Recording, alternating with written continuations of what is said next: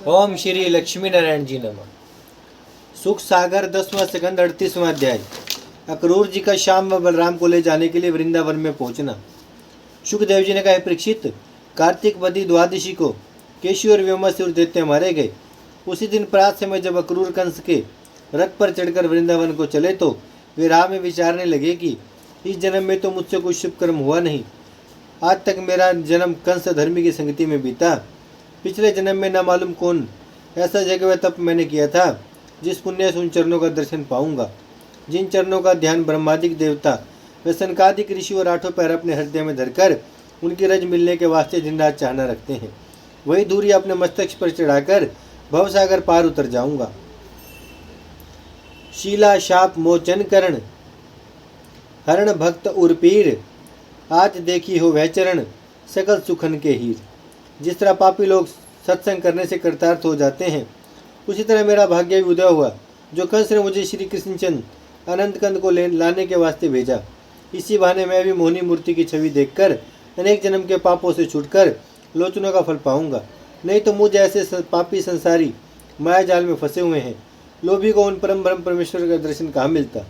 यह सब उन्हीं बैकुंठनाथ की कृपा से संयोग हुआ है। राजा कंस ने मेरे ऊपर बड़ी दया की जो इस काम के लिए मुझे भेजा।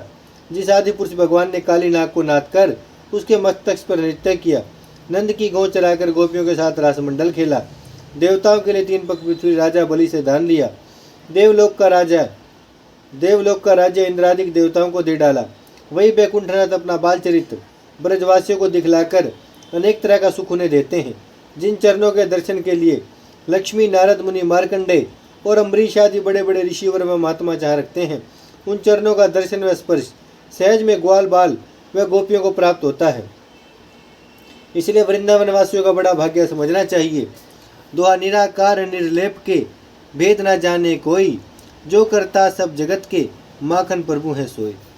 आज मुझको अच्छे अच्छे शगुन दिखलाई देते हैं। हिरण मेरे दाहिने ओर से बाएं चले आते हैं, इसलिए अवश्य मुझे नारायण जी का दर्शन मिलेगा। हे मन, वे आदि पुरुष विनाशी सबसे पहले थे और महाप्रलय होने को उपरांत भी वहीं स्थिर रहेंगे।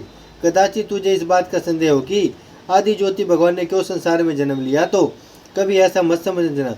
उन्होंने केवल अपने भक्तों को सुख देने, संसारी जीवों को भवसागर पार उतारने, दैत्यों और धर्मियों को मारकर पृथ्वी को भार उतारने के लिए अपनी इच्छा से जन्म लिया है। उनके भेद व महिमा को कोई नहीं पूछ सकता। वह अंतर्यामी सब भले व बुरे को उत्पन्न करने वाले हैं, संसारी माया से रहित हैं। उनको तमोगुण, सतोगुण, रजोगुण नहीं व्यापता। वृंदावन की महिमा बैकुंठ से अधिक जानना चाहिए और ग्वाल बालों को ब्रह्मा व महादेव से छोटा न समझना चाहिए। एक रज रेणुका पे चिंतामणि वारी डारो, लोकन को वारो सेवा कुंज के विहार पे। लतन के पातन पे कल्प वृक्ष वारी डारो, रमाहु को वादी डारो गोपिन के द्वार पे। ब्रज की पनिहारिन पे सची रति वारी डारो, बैकुंठ हूँ को वारी डारो कालिंदी के घाट पे। कई अभ्य राम एक राधा जू को जानत हो, देवन को वारी डारो नंद के कुमार पे। दैत्य लोगों को बड़ा भाग्यवान समझकर परमेश्वर की दया उन पर भी जाननी चाहिए, क्योंकि जब नारायण जी उनका वध करते हैं तब उनको बैकुंठ में रहने के वास्ते स्थान मिलता है। हजारों वर्ष तपस्या करने पर भी मनुष्य वहाँ नहीं पहुँच सकता। रावण और हिरण्याक्ष की कथाएं इस बात की साक्षी हैं। श्याम सुंदर के शत्रुओं को दिन रात अपने प्राणों का भय लगा रहता है, किसी क्षण उनका रूप चित्त में नहीं उतरता। इसी कारण वे लोग मुक्ति पाते हैं। मेरा भाग्य उदय हुआ। जिस रूप को देखने के लिए बड़े बड़े योगीश्वर व महात्मा चाह रखते हैं, उस मोहनी मूर्ति को देखकर अपना जन्म सफल करूंगा।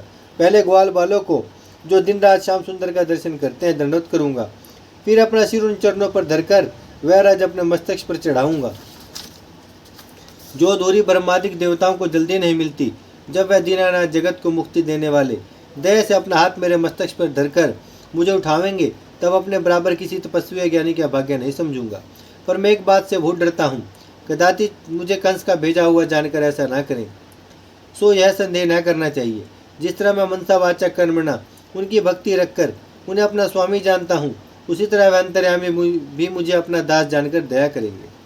दो हरिदासन को दास हो, मन में करी विश्वास, कंस दूत नहीं जानी है माखन प्रभु सुखराज। जब वह करुणा निधान मेरा हाथ पकड़कर घर में ले जाएंगे, तब मैं अपने समान किसी को न समझकर कंस का सच्चा सब हाल उनसे बतला दूंगा। संसारी जीवों को माया रूपी रस्सी में बंधे रहने से मुक्ति होना कठिन है, पर वही दीन दयालु मुझे अपना जाति भाई समझकर अवश्य भवसागर पार उतार देंगे। जिस समय वह अपनी कृपा से मुझे चाचा कहकर पुकारेंगे, उसमें बड़े बड़े महात्मा मेरे ऊपर डा करेंगे। हे मन तू मत सोचकर है उन्हीं को लाज, आप हुई काज सवारी हैं माखन प्रभु ब्रजराज। जब अक्रूर इसी तरह विचार करता हुआ 3 कोस रास्ता दिन भर में काटकर संध्या में वृंदावन के निकट पहुंचा, और वहां पृथ्वी पर श्री कृष्ण जी के चरणों का आकार, जिसमें गदा पद्म शंख चक्र और ध्वजा के चिन्ह देखा, तब रथ से उतरकर उन चरणों की धूरी अपने सिर व आंखों में लगाई। उस जगह दंडवत करके बोला, जहाँ पर तुम्हारे चरणों का आकार रहता है वहाँ बड़े बड़े ज्ञानी व ऋषिवर सदा दंडवत किया करते हैं। जब अक्रूर को इसी विचार में प्रेम उत्पन्न होकर आंखों में आंसू बहने लगे, तब वह गोप व ग्वाल उसकी सच्ची प्रीति देखकर अपने अपने प्रेम का घमंड भूल गए, पर अपना बड़ा भाग्य समझकर आपस में कहने लगे कि जिन चरणों की धूरी अक्रूर अपने मस्तक पर चढ़ाते हैं, उन चरणों की सेवा हम लोग दिन रात करते हैं। इतनी कथा सुनाकर सुखदेव जी बोले, हे राजन, उसी समय मुरली मनोहर पीताम्बर पहने, फूलों का गजरा गले में डाले, बलराम जी और ग्वाल बालों समेत वन से गो चराकर हंसते हुए वृंदावन के निकट पहुँचे। दुहा माखन प्रभु सुख देखी के रोम रोम सुख पाए, प्रेम भाव से मंगन है प्रेम चरण पर धाय। हे परीक्षित, अक्रूर ने कभी श्याम और कभी बलराम के चरणों पर सिर रखकर इस तरह आंसू से उनका चरण धोया, जिस तरह संसारी जीव ऋषियों और महात्माओं के आने से उनके पांव धोते हैं। जब थोड़ी देर बीते अक्रूर का रोना कम हुआ, तब उसने हाथ जोड़कर विनय किया, महाराज, मैं अक्रूर यादव तुम्हारा दास हूँ। यह वचन सुनते ही श्याम सुंदर उसे अपना बड़ा समझकर उसका सिर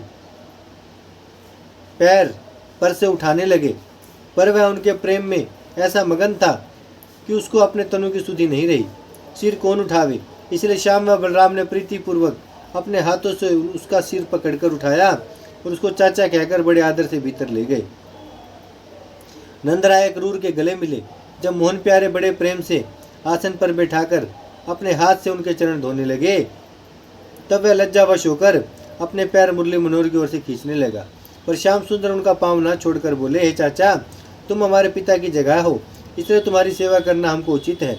ऐसा कहकर श्री कृष्ण ने अक्रूर का चरण धोया और उनके शरीर में इत्र व चंदन लगाकर बड़े प्रेम से 36 प्रकार के व्यंजन खिलाया, हाथ धुलाकर पान व इलायची दिया। जब अक्रूर भोजन करके पलंग पर लेटे, तब श्याम व बलराम उनके पांव दबाने लगे। नंद व उपनंद आदि ने अक्रूर जी के पास आकर पूछा, कहो वसुदेव देवकी कैसे हैं? राजा कंस किस तरह प्रजा का पालन करता है? हमारी समझ में जब तक कंस धर्मी जीवेगा, तब तक गो ब्राह्मण और प्रजा को सुख नहीं मिलेगा। हमारी समझ में जब तक कंस धर्मी जीवेगा, तब तक गो ब्राह्मण और प्रजा को सुख नहीं मिलेगा। जहाँ का राजा निर्दयी व धर्मी हो, वहाँ की प्रजा सुख से नहीं रहती। जिस कंस ने अपनी बहन के 6 बालक बिना अपराध मार डाले, उसको अधिक से अधिक समझना चाहिए। यह सुनकर अक्रूर बोले, जब से कंस उत्पन्न हुआ, तब से यदुवंशी और प्रजा लोग दुख पाते हैं। जिस तरह बकरी के गोल में एक भेड़िया रहने से उनको अपने प्राण का डर लगा रहता है, उसी तरह मथुरावासियों को कंस के जीने तक सुख नहीं मिलेगा। उसका हाल सब तुम्हें मालूम है, और हम क्या करें। ओम श्री लक्ष्मी नारायण जी नमः। भजमन नारायण नारायण नारायण, श्रीमन नारायण नारायण नारायण, लक्ष्मी नारायण नारायण नारायण, सत्य नारायण नारायण नारायण, भजमन नारायण श्रीमन नारायण, लक्ष्मी नारायण सत्य नारायण, भजमन नारायण नारायण नारायण। भागवत महापुराण की जय, लक्ष्मी नारायण भगवान की जय, गौ माता की जय, गंगा मैया की जय, धरती माता की जय, शिव परिवार की जय। हर हर महादेव, हर हर महादेव, हर हर महादेव।